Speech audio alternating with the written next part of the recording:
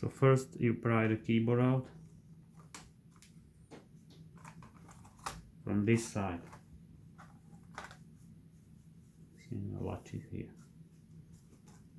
You remove keyboard connector, mouse, speakers.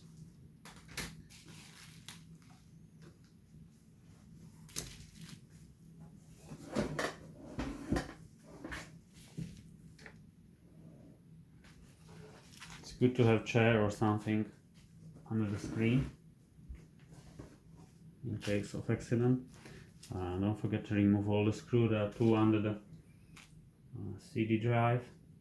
Be small. If something doesn't work, just double check if all the screws are out. Don't pray like, with force.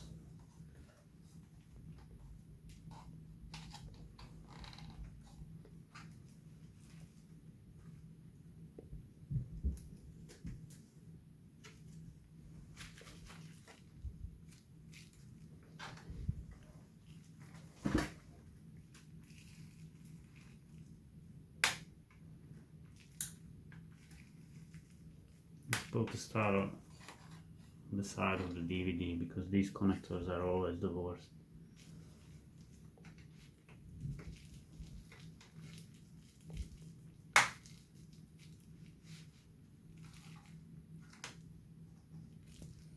If something doesn't work, double check if there is a screw.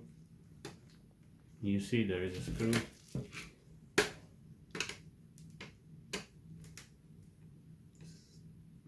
Too many, so it keeps happening. You just forget some screw.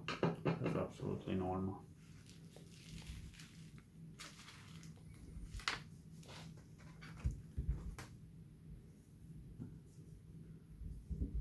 Now you can work on the motherboard.